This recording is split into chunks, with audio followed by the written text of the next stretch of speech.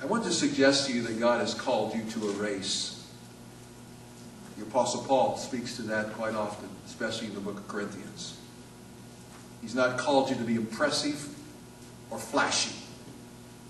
He's not called you to always be out in front. God has called you to be faithful and to finish. Yes, there will be times when you will seriously doubt if you made the right choice back at Olivet. I want to assure you that the Spirit of God has not made a mistake with His calling upon your life.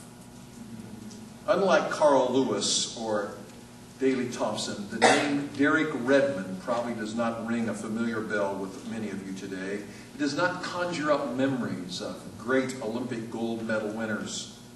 But it was Redmond who defines the essence of the spirit that I want to provoke in you today. Redmond arrived at the 1992 Olympic Summer Games in Barcelona determined to win the gold medal in the 400.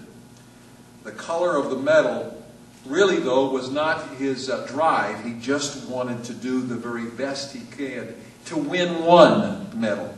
You see, he had been forced out of the 1988 Games in Seoul, Korea, only 10 minutes before the race because of an Achilles tendon injury. He had undergone 5 surgeries over the following year. This was the same runner who had shattered the British 400-meter race, or rather record, at the age of 19. So when the 1992 Games arrived, this was his moment. This was his stage to show the world how good he really could be. Derek's father, Jim, accompanied him to Barcelona, just as he had to all of his world competitions.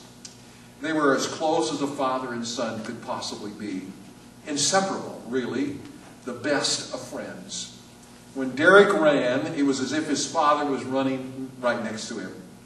The day of the race arrived, father and son reminisced about what had taken place over the past 4 years and all that had transpired to get Derek to this moment.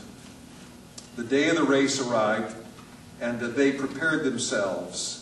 They agreed that if anything bad happened, no matter what it was, Derek had to finish the race, period. The top 4 finishers in each of the 2 semifinal heats qualified for the Olympic final. As race time approached the semifinal 400 heat, Jim headed up to the top of the grandstand for his seat in the Olympic Stadium, not far from where the Olympic torch had been lit just a few days earlier. He was wearing a t-shirt that read, quote, "Have you hugged your foot today?"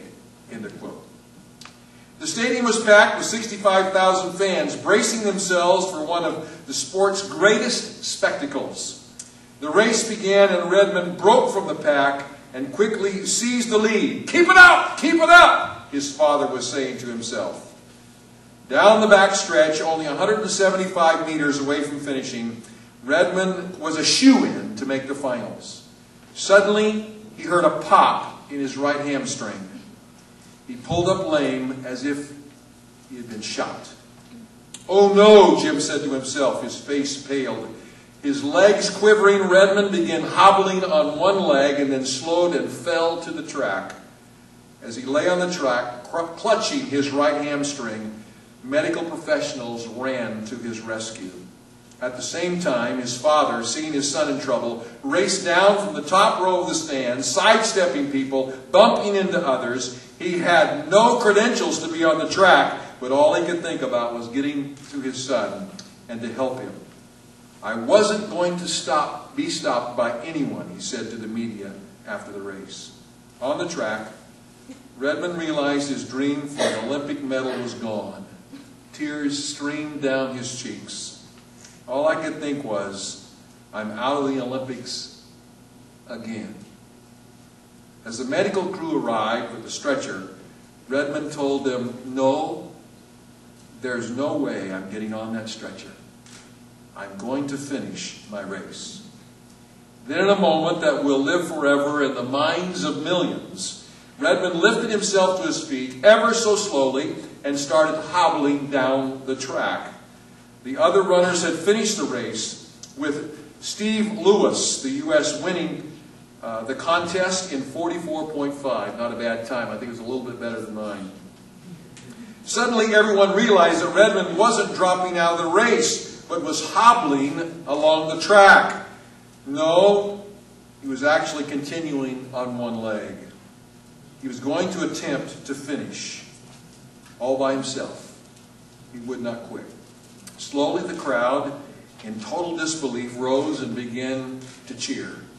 The roar got louder and louder. Through searing pain, Redmond heard the cheers, but he said, I wasn't doing it for the crowd. I was doing it for me.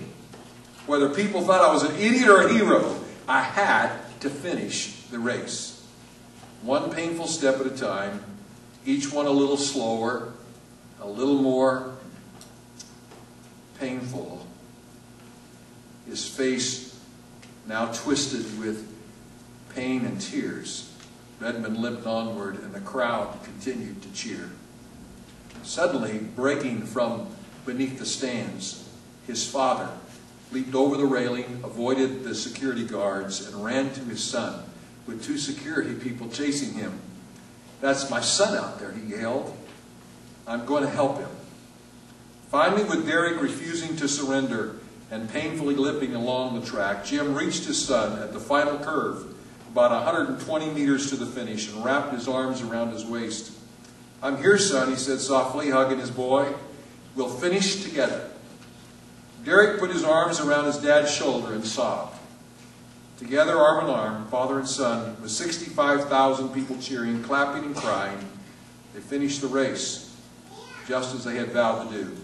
A couple of steps before the finish line, Dad released his son to finish by himself. Then again he threw his arms around his boy, crying for the world to watch on their television screens. I'm the proudest father alive, he said. Afterwards, his tears ever flowing. I'm prouder of him than if he had won the gold medal. It took a lot of guts to do what he did. Ladies and gentlemen, the writer of the book of Hebrews left you these words of admonition. Therefore, since we have so great a cloud of witnesses surrounding us, let us also lay aside every encumbrance and pulled hamstring,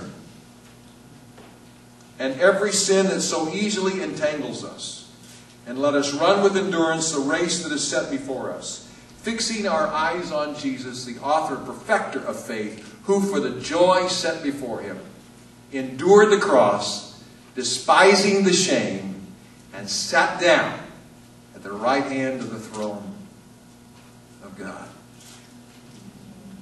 In this world, your journey will take you many places. God has preordained for your life adventures you never even thought possible. And also trials that you will endure because your character is more important to him than your comfort. And through all of that, he's creating in you and preparing for you the ability to serve his kingdom and to impact eternity like few people have ever experienced. It will not be easy. There will be times when it is hard, and you may pull a hamstring from now and then. But I want you to remember this. If you don't quit, the Father will come down, and you will feel his arms around you, and he will help you every step of the way to finish the race. And when you finish, it will not be the applause of your peers that will thrill you, but rather the applause that comes from nail-scarred hands as your Savior welcomes you to your eternity. And then you hear maybe the greatest words that any of us will ever hear, as the Father speaks and says, "Well done, thou good and faithful servant. Enter into the joys of your Lord."